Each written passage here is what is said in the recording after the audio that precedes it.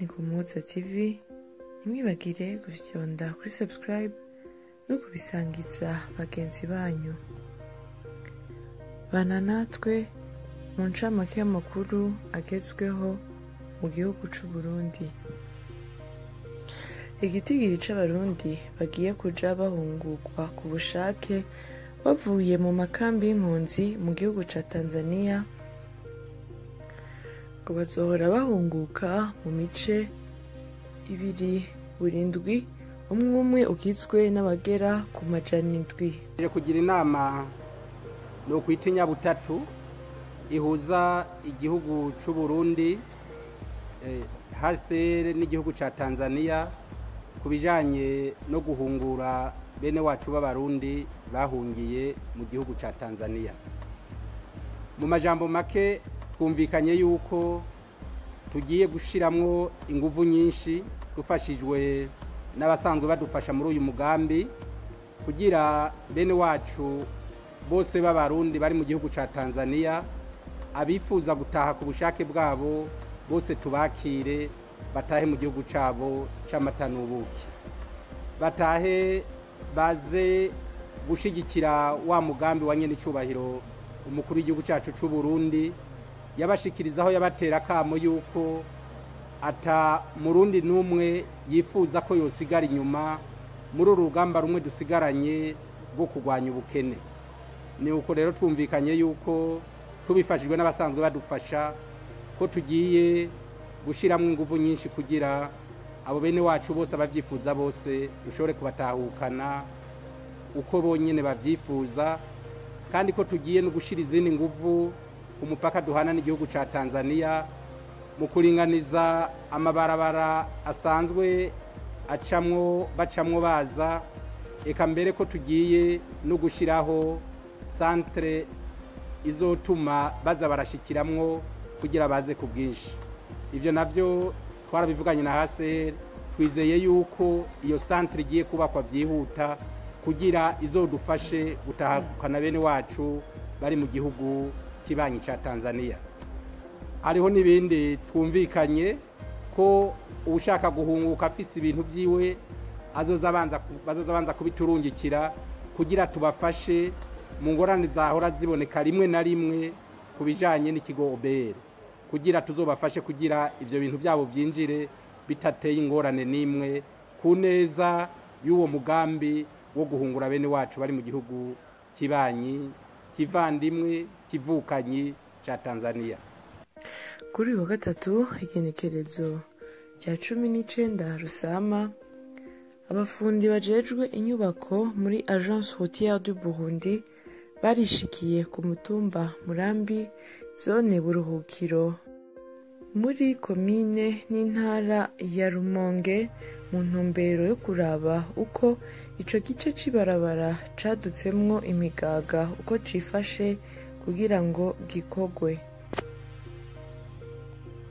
Buramatari w'intara ya Rumonge nawe yavuze ko kubona hari ibice vy'ibarabara ry'igihugu inimero 3 rihuza igisagara ca Bujumbura n'intara ya Rumonge hamwe n'ibarabara inomero 16 rihuza intara za Rumonge na Bururi adahita neza, ngo biratuma uburyo bwahora bwegeranywa n'amakomine bugabanuka, kandi ngo hari n'abadandaza bariko bikikamukiza bakaduza ibiciro.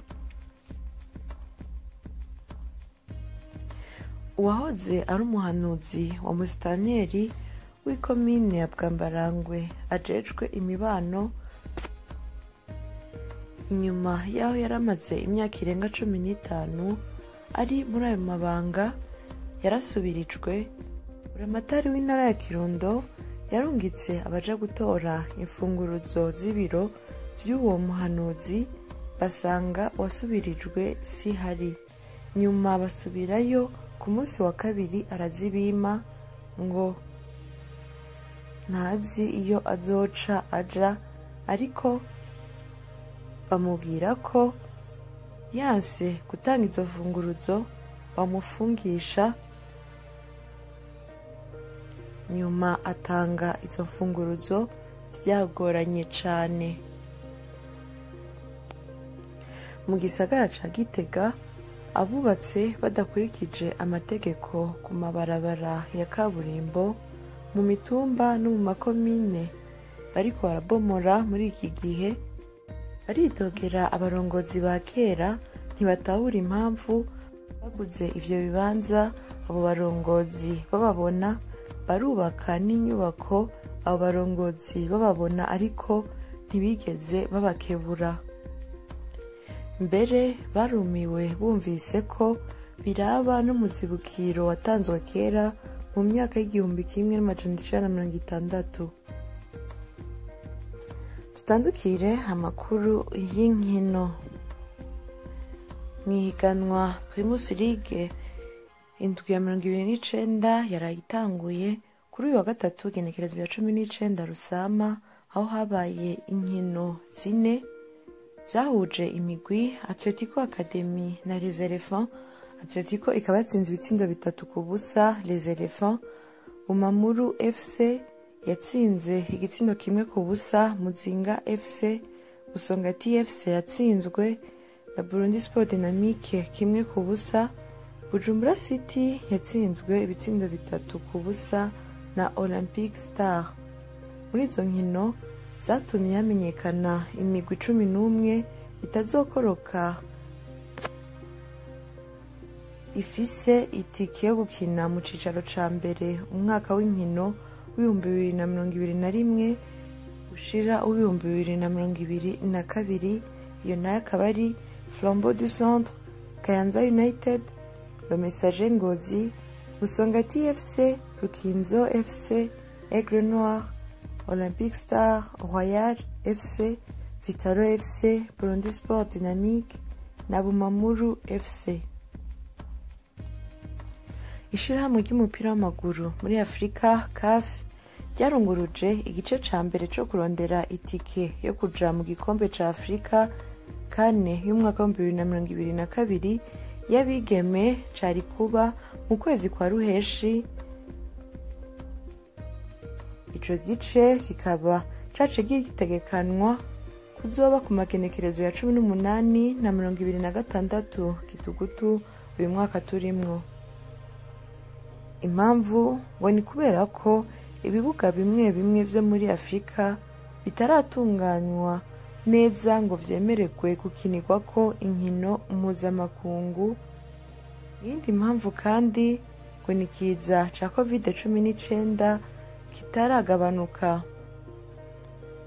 Intamba mu rugamba z'abigeme bo bari baratanguye imyimenyerezo kuri uyu wa mbere igenekerezo ya 17 Rusama. Umushikiranganji w'indero n'ubushakashatsi Professeur François Havyarimana yashizeho abayobozi bashasha ku mashure atatu akurikira: Lycée Municipal de Ngagara, Ecofo 2 yo mu Ngagara quartier ya 3 hamwe na Centre d'enseignement des métiers de Kinama. Kuri Lycée Municipal de Ngagara, umuyobozi mushasha Ngendakuriyo Alexis, nayo umuyobozi w'ivyigwa ariwe Préfet des études ni Ndayishimiye Joseph. Umuyobozi mushasha wo kuri Ecofo 2 mu Ngagara ni Nsaguye Godiose, nayo umuyobozi mushasha w'ishure rya CM Kinama ni Irariha Moise. Directeur technique nawe ni Monsieur Ndihokubwayo Jean-Marie, naho umuyobozi w'ivyigwa Préfet des études kuri Lycée Saint-Marc yo mu Ngagara ni Nduwayo Damiano. Inyuma yaho mu ndwi iheze habaye icigwa ku mpinyanyuro z'integuro y'itegeko rigenga amafaranga leta izokoresha mu mwaka wa 2021 ushira 2022 mu nama nshingamateka. Hafashwe ko ikarita yo kwivuriza ko bita kame izotangwa ku buntu ku batishoboye. Abafise uburyo bubayabaye bakazoyigura amafaranga 2025 nayo abari mu mugwi w'abatunzi bakazotanga amafaranga ibihumbi 100 vy'amarundi, kandi amafaranga azotangwa azoca aja mu kigega ca leta biciye mu kigo gitoza amakori n'amatagisi OBR. Sylvain Habanabakize havugira urwego ruvugira abagwayi Semabu ashikiriza ko bafise amakenga kwiduzwa y'igiciro ciyo karita, ngo ivyo bizotuma abanyagihugu batoroherwa mu kwivuza mu gihe basanzwe babayeho mu mikoro make.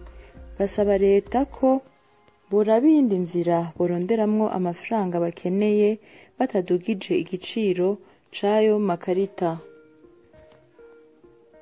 Inyuma yaho bamwe mu bavyeyi basanzwe barereye mu mashure shingiro mu gisagara ca Bujumbura bagaragaje amakenga bafise ku kuntu ibibazo vy'igice ca gatatu kirangiza umwaka w'ishure bizotogwa kandi ariho ivyigwa bigitangura, André Nduwimana umuyobozi mukuru ajejwe inyigisho mu bushikiranganji bujejwe indero n'ubushakashatsi avuga ko ikibazo cyo mu mashure kirashobora gutogwa igihe icarico cose kuko bitogwa hisunzwe integuro y'ivyigwa.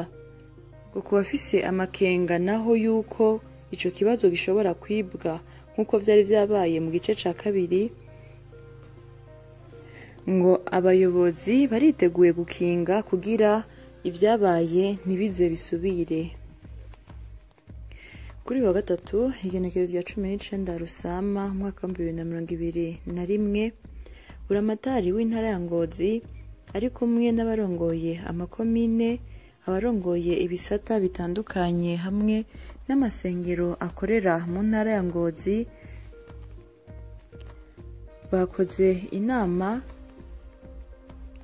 aho ibiharuro vyatanzwe n'urongoye iyo ntara y'ubuvuzi ya Ngozi vyerekanye ko abanduye ikiza ca COVID-19 biyongereye kubera ko abantu 88 nibo batowe uwo mugera mu ndwi zitatu ziheze. Gushika ku munsi wa kabiri igenekerezo ya 18 Rusama, abo bitabiriye inama bakaba basabwe gufasha guhimiriza abanyagihugu kwikingira ico kiza, kubera ko ivyo biharuro biriko biraduga ku murindi udasanzwe. Ngo biraboneka ko abanyagihugu baba mu ntara ya Ngozi badebukiwe mu gukurikiza amabwirizwa yo kwikingira ikiza ca COVID-19. Mu ntara ya Mwaro, umuntu umwe wo ku musozi Gatsinga uri muri komine Ndava yaraye apfuye arashwe muri iri joro ryakeye n'akagwi k'abantu bitwaje ibigwanisho bataramenyekana. Amatohoza akaba yatanguye, ariko nk'uko amakuru atangwa n'ubushikiranganji bujejwe umutekano avuga, ukari akagwi k'abasuma. Mu ntara ya Cibitoke muri komine Mabayi, abanyagihugu barenga 100 bazindutse bazibira ibarabara rija ahari ishirahamwe Tanganyika Mining icukura ubutare ku mitumba 3 ya zone Butahana, mu ntumbero yo kugaragaza umubabaro bafise kuko ngo bamaze imyaka 3 batararonswa imizibukiro. Musitanteri w'iyo komine ashikiriza ko ico kibazo bakizi kandi ngo bagiye kugitorera inyishu. Ibikorwa vyo gusanura ikiraro co ku mutumba wa Ruhinga gihuza komine Kabarore na komine Kayanza vyatwaye amafaranga miliyoni 13 n'ibihumbi 360 vy'amarundi, kandi iryo barabara niryo ryonyene rihita kubaja ku rubibe rw'Uburundi n'u Rwanda, inyuma yaho ikiraro gikuru co ku Kayave gisenyukiye bivuye ku mvura nyinshi.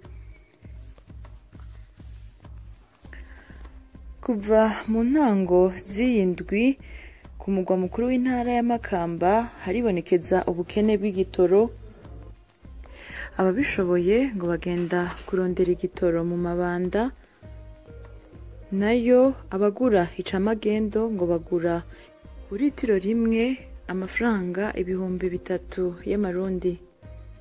Dutandukire amakuru y'inkino. Fondation Pax Burundi iriko iratunganya ihiganwa Nkurunziza Cup izoba kw'igenekerezo rya 8 gushika kw'igenekerezo rya 26 Ruheshi uyu mwaka turimwo.